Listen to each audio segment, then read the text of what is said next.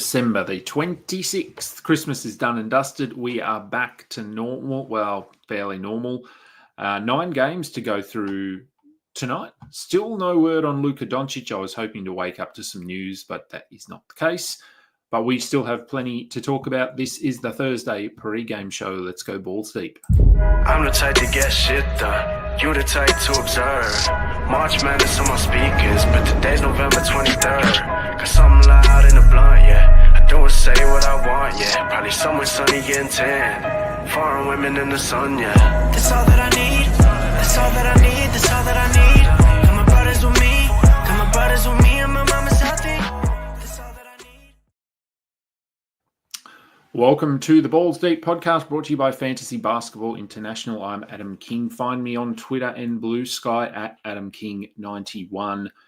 We are on Google Podcasts, Apple Podcasts, Spotify, YouTube. Please go and find us over there.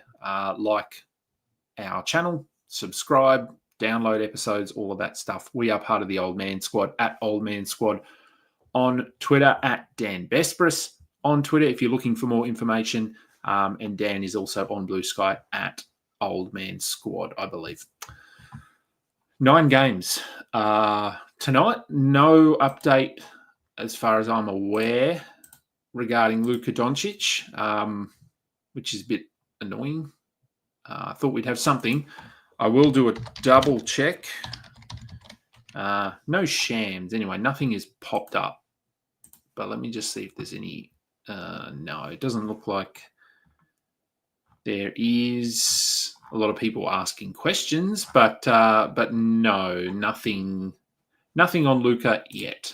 So we will have to wait and see regarding Luka's timeline here for his return. Let us get into the games. Click the right button. First game of the night. What a game it should be. Charlotte at Washington. From a fantasy perspective, this actually could be a very good game. Very little defense, guys that put up good fantasy lines when allowed, when afforded the opportunity to. So very interesting one. Hornets, Brandon Miller, he could be back. He is questionable at this stage. If he returns, he'll likely just come straight back into the starting lineup, sending Cody Martin to the bench. Outside of that, I mean, Trey Mann is still out, but he's been out for such a long time. We're just used to it. So we know who we're rostering. We aren't bothering with Nick Richards or Vasily Micic, those guys.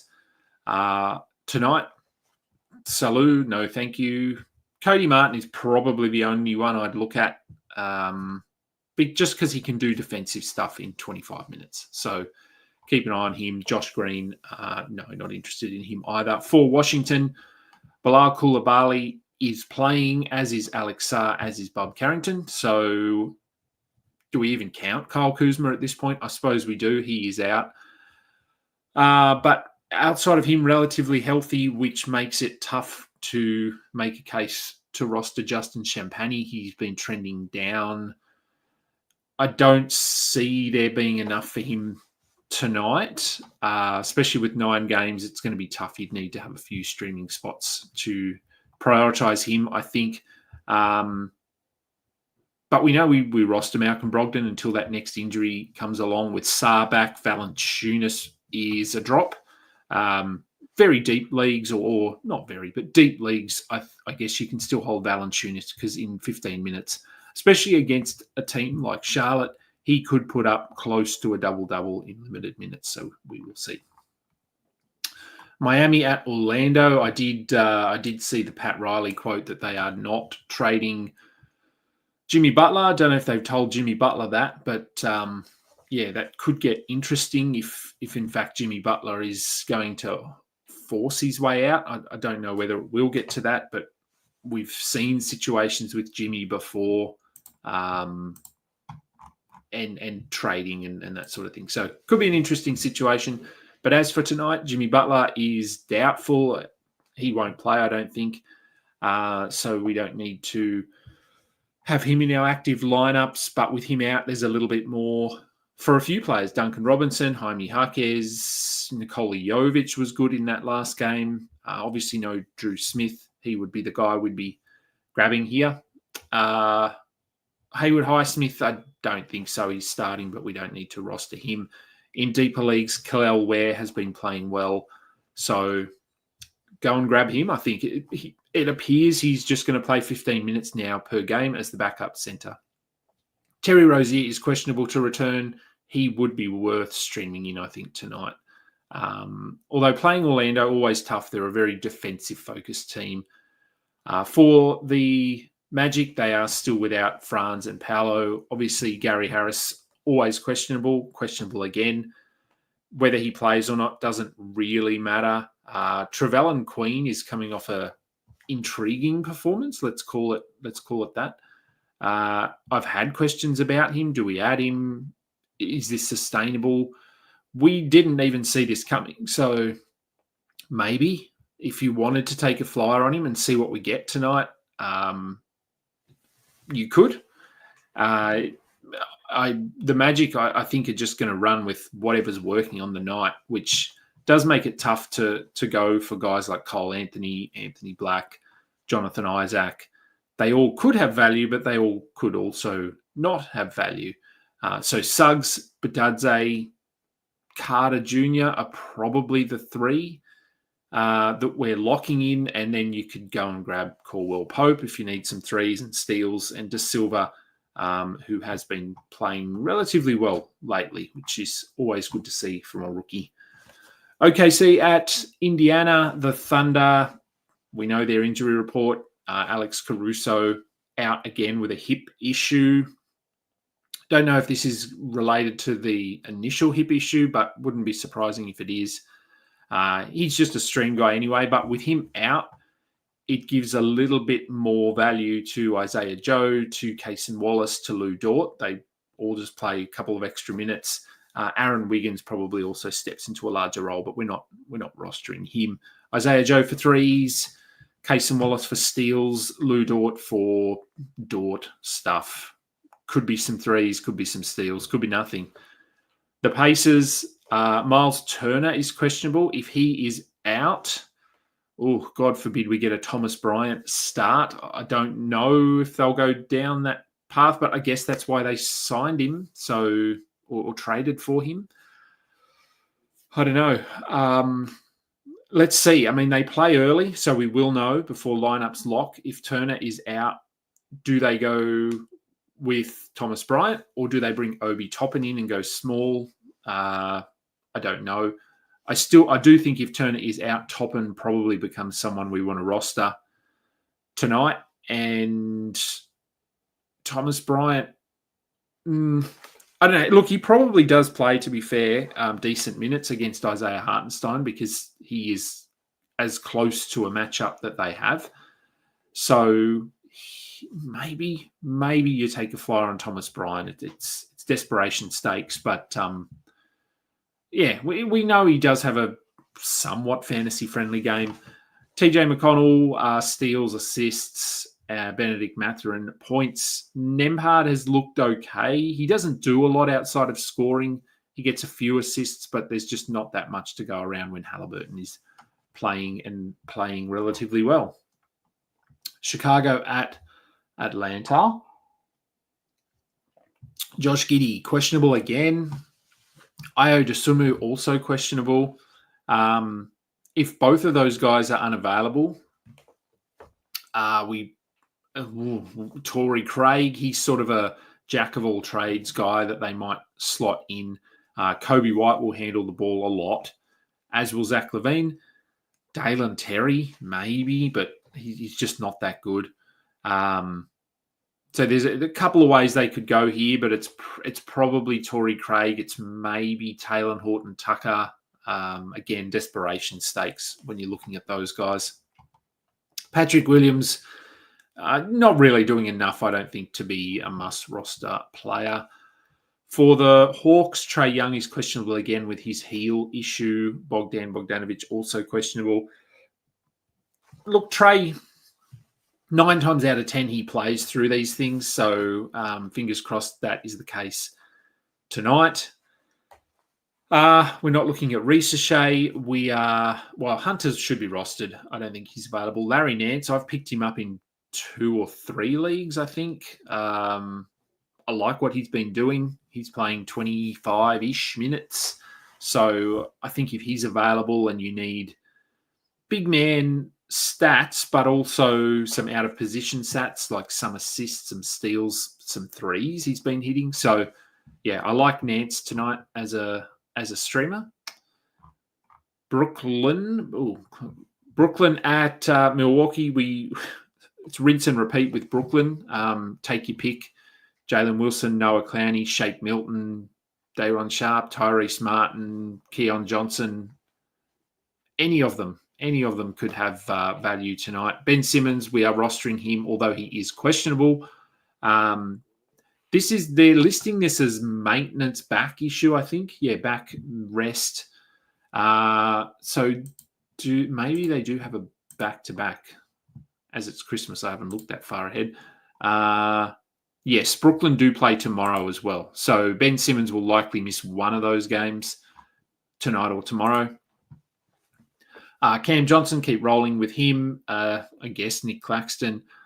Dorian Finney-Smith is probable to return. That hurts Noah Clowney. So I think if you were rostering Clowney, it's probably going to be a drop if Finney-Smith is back.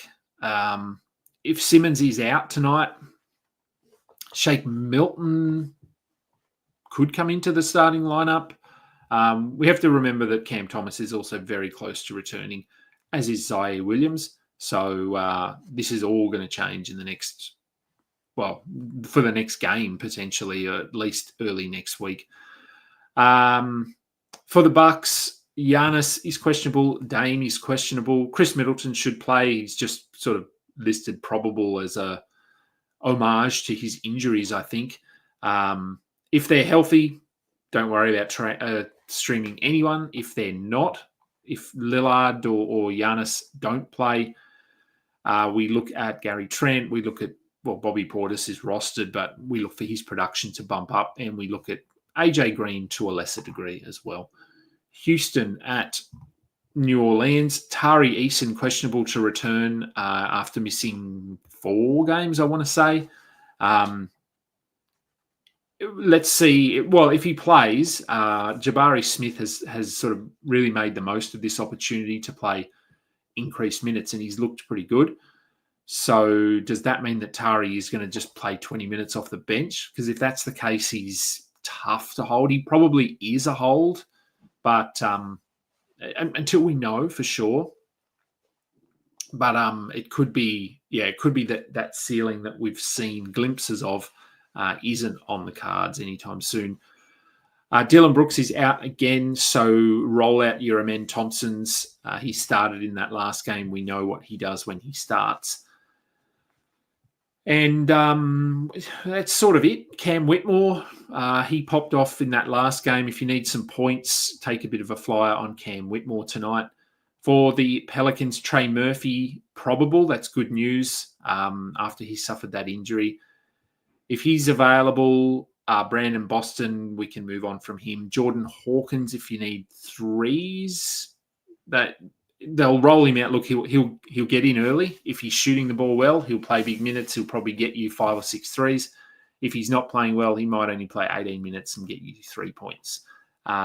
His value or his production probably impacts directly on Brandon Boston as well. So I would prefer Hawkins at this point. Next game, too far. Toronto at Memphis. Toronto are still without Jakob Poeltl. They are still without Emmanuel Quickley and Bruce Brown, of course. All of them are getting close. So this is another rotation that could change significantly in the next week. We keep going with Grady Dick. He's looked pretty good, even with RJ Barrett and Scotty Barnes playing. We throw in those other guys, that's going to be another story. But for now, keep rolling with him. Agbaji he's still starting, but he's not doing much, so we don't need to be rostering him. Jacoby Walter and Jamal Shed are the 2 names we're sort of keeping an eye on. Both are questionable, though. If they play, Jacoby Walter is a decent stream for points. And Jamal Shed if you need point guard stats. And Kelly Olynyk, still trying to get a read on what his role is. He played 24, 25 minutes, and then the next day he played about 17. Now, that was the second night of a back-to-back, so the fact he played is a good thing. If he gets back up to 25 minutes in this game, then we probably look at adding him. But like I said, Jakob Poeltl could be back in the next game, which would probably negate that. For the Grizzlies, Marcus Smart out again, Jay Huff out. Jalen Wells is starting. He's a little bit like Yurek Bargis and there's other names, but I can't think of them. He's okay, but not really doing enough when they're this healthy. Aldama, we keep rolling him out. Brandon Clark's been very up and down. Zach Edey is just starting now, and he hasn't done a lot, but he should be rostered. Brandon Clark, probably a drop, I think, in standard leagues. Utah at Portland. Second last game? Yes, second last game. Utah at Portland. So for the Jazz, they are without Keontae George. He's already been ruled out, as has Jordan Clarkson, as has John Collins. So we are running hard with Colin Sexton tonight. Svi Mikhailuk, a little bit deeper if you need points. Micah Potter, who has looked okay as a starter, is someone to consider. Beyond that, it's pretty tough. We don't know how much Filipowski is going to play. Both he and Sensabaugh are interesting if they play starters minutes, but I don't think that's going to happen. So it's really just Potter and Mikhailuk we consider. For the Blazers, Rob Williams is questionable. Ayton has been playing. He's been relatively healthy. So that means Klingon and Rob Williams are pretty tough to hold at this point. Tamani Kamara also has not been playing. Not been playing super well. So he could be available if you're looking for a streamer against Utah tonight. It's a favorable matchup. Go and give him a look. Scoot Henderson if you need assists. That's about it. And the last game, Detroit at Sacramento. Jalen Duren is probable. His run of, well, not unimpeded centre minutes, but he's obviously had less competition for minutes with Isaiah Stewart out. Isaiah Stewart upgraded to questionable tonight. So his return would impact Jalen Duren. It would make Paul Reed a non-factor. Duren, I think we're still holding. He's looked okay in the last couple of games. So let's see if he can maintain any sort of 12-team value. Tobias Harris, same goes for him. Let's see what he can do. He's pretty close to a drop. We're not quite there yet, I don't think. Malik Beasley, I've still seen him available in some leagues. I don't know why. Go and add him. And Asar Thompson, nah, he's not playing enough. For the Kings, who just desperately need to get some form together, Sabonis is questionable with his back injury ongoing. If he doesn't play, it's probably Trey Lyles. It's probably Isaac Jones against this team. I think he would be a better matchup against Isaiah Stewart as a backup. Not enough to go and grab him, I don't think. Trey Lyles, on the other hand, I might take a chance on him. Keegan Murray, hopefully he can do something tonight. Again, a favourable matchup for him. DeMar DeRozan, who has also been really bad. Let's see if he can turn things around. All right, that's the games. Let's look at questions. Who do I prefer in a points league? Jamal Murray or DeMar DeRozan? I would say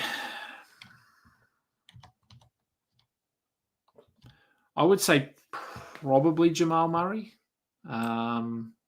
It's pretty close. I think I think they're comparable, but I think I'd lean Jamal Murray slightly. Shining Knight is awake. Sorry, my show was at your 4 a.m. yesterday. Hope I had a fun Christmas. I did have a good Christmas. Heading out to do some shopping today, so that will be. I don't know if that'll be fun. Should I still try to offer Beal for Kobe White? And the Boxing Day test is proving to be awesome. It was a good day of cricket yesterday. I think Australia are probably ahead. It's close though. India pulled it back, and Virat Kohli was just a douche. Should I offer Beal for Kobe White? I think you could. I mean, Beal has looked. I thought Beal looked really good yesterday, so it's you probably you could probably get more. I think than Kobe White, based on what we've seen Beal do the last little bit. I think. I don't know. I think they are pretty close, but I think just based on Kobe hasn't been great, Beal has been good. You could potentially ask for a little bit more. Or should I do a Hail Mary for DeRozan? Look, I think you could certainly try that, where that's buying low on DeRozan, selling high on Beal. So that's sort of how that works. Is there anyone I can package for a 2-for-1 with Amen, Vassell, Beal, Tobias Harris? I need to open up a slot as quickly might be returning soon. So you want to move 2 of them. If you include Beal, Tobias Harris is going to be tough to move at the moment. Vassell is probably tough to move as well. He hasn't been that good. So I don't know. If you were looking to move 2 of those guys, the best 2 for me to be moving at the moment would be Amen and Beal, if you're happy to get off those guys, because Amen started the last game. He's going to start tonight. If you were moving those 2 guys, I'd be looking for a top 30 player, I think. Beal's probably top 70. Amen's, similar. It really depends on minutes for Amen Thompson. His ceiling is the highest of all of those 4, I think, if he was to ever play starters minutes regularly. Would I drop Julian Champagny for Trace Jackson Davis, Horford, or Grimes in a 9-cat? For TJD, I probably would. For Horford, I wouldn't. For Grimes, I might. Grimes is more of the flyer here because we still don't have confirmation on Luka. TJD has looked really good, though. Horford, I'm not that interested in Horford. So I think for TJD, yes. Grimes, I think Grimes is probably worth a flyer. Fat Cookie Monster was not able to get a deal for Luka. I asked Josh on his stream about it, and he got mad. Don't be hasty. Yeah, look, it is a panic move, as I said on the show, if you were to move him now, because we don't know what's happening. I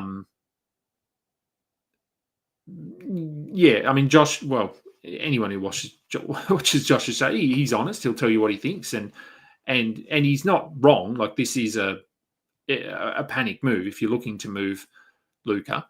But I still think you can consider it. Like, I wouldn't offload him for just some scrub that's only going to play 25 minutes and doesn't get you any value. So I think you could still look at considering it. So with Luka out, do I keep Vassell, Mark Williams, Middleton, or drop one of them for an extra seam spot? For perspective, last year, mid was average 21 fantasy points. Middleton was average 21 fantasy points. Mark, they're all under 20 now. Yeah, I think I'd probably... I think what we're seeing from Middleton is probably what we're going to see from Middleton. I don't think they're going to push him to 35 minutes or anything. Not soon. Vassell and Mark Williams could both increase. I think Mark Williams, obviously, when his minutes go up, and just Vassell as he gets his legs under him. And so, yeah, look, Middleton, you could potentially drop, I think, for a streaming spot. I want to offer LaMelo for Luca in a points. I'm undefeated. Wait for Luca. Yeah, I would. I think, yeah, I mean, I'm, well, probably the wrong person to be asking because I'm one of the highest on LaMelo. But I'd probably wait for the Luca diagnosis before making that move. Do I think Williams was better than top 80? I think Mark Williams will if he continues to be on if his minutes continue to increase. I think what we've seen in 19, 20 minutes a night is enough to tell me that he could be top 80 and should be top 80. Vassell, I think, can still push inside the top 80. Middleton, very borderline. I'm not sure whether that will happen or not. Should I try... Oh, what is Boxing Day? What? Day after Christmas. Doesn't everyone do Boxing Day? Maybe that's just an Australian thing. I don't know. Should I try DeRozan for Vassell and Trey Murphy? Yeah, you could do that. I don't know if I'd be moving off Trey Murphy though. Whether he's going to start. If New Orleans get their crap together, then he would be starting. Yeah, that's probably giving up a bit too much, I think, to get DeRozan. What do we got? Amen and Beal for Garland. Yeah, I think that's okay. Garland's probably top. You could maybe go higher. I'd probably ask for more. I think it's okay, but I'd probably ask for a bit more than Darius Garland. Yeah, Derek White. I'd rather Derek White.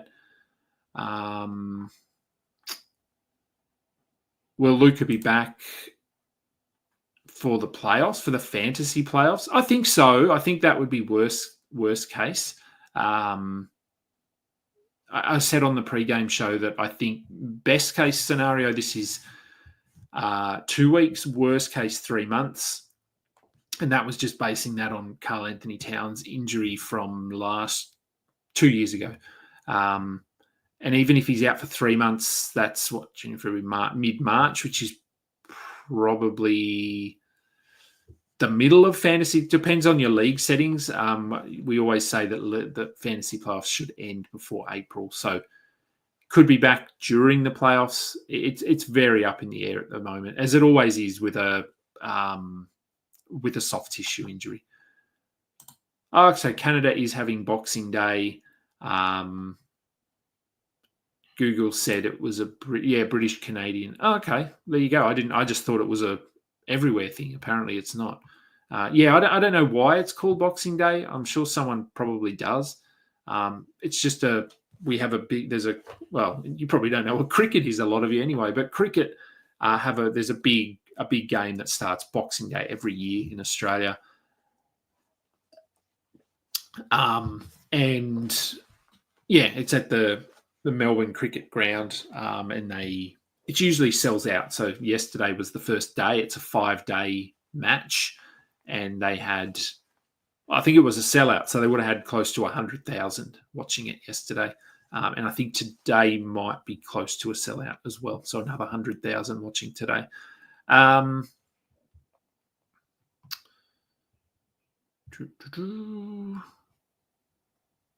here we go. Yes, I know you're in a 7-team league. So if you trade Murphy and Vassell for DeRozan, waivers are deep. Yeah, they are. And in this league, I think all three of those guys are sort of top 50 best case, more like top 70. I don't know. So Shining Knight says, as far as you know, it's when you box up gifts and give them to the needy. No, we don't go around boxing people. No, although I understand why. Why is it called Boxing Day? Some believe that it's to do with churches collecting boxes of parishioners' donated money. Typically receive a Christmas box, usually containing money or other small gifts from their employer. Yeah, okay. So it doesn't really help at all. Once a day to donate. What does Wikipedia say? Boxing Day, second day, donate gifts to those in need, but is now just evolved to become part of Christmas festivities. Yeah, and look, for us over here, it's the Boxing Day sales. Yeah, and Fat Cookie Monster agrees. Yes, it is Boxing Day sales, and so there are a lot. As I said, I'm going to the shops today, and I'll be looking for some bargains. I'm not going out specifically. I have already bought some stuff online, some movies that I'll be picking up from a store. Yeah, we'll see. We'll see. Could end up coming home with a pair of shoes. That happens way too often, as well as some Lego. So I'll prepare myself for that. Is Coley the GOAT? He's good. Look, probably the wrong day to be asking after what he did yesterday. What's my favourite deal that I got this holiday season? Probably. I did get quite a bit of Lego, but before the sales, I went. We've got a Nike outlet store here, 10 minutes away. So I went out, and they had was it in the Black Friday? I don't know if it was the Black Friday sales, but I got a pair of the GT Cut Academy, whatever they're called, shoes for $48. And they are really comfy. So glad I got a pair of them. Would I trade away Australia's best player for Coley? No, I would not. No. Maybe 10 years ago, Coley he's still a good player, but he's certainly not the player he was in his peak. All right, that will do. We've talked about cricket. We've talked about Boxing Day, and we decided on what Boxing Day means, I think. It just means sales.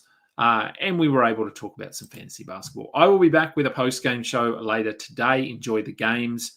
I need to go and get my son ready and get him going to go out to the shops. Thank you, everyone, for listening. Please go and download. Please go and subscribe. All of that sort of stuff. I'm Adam King. This has been the Balls Deep pre-game show. Until next time, catch up.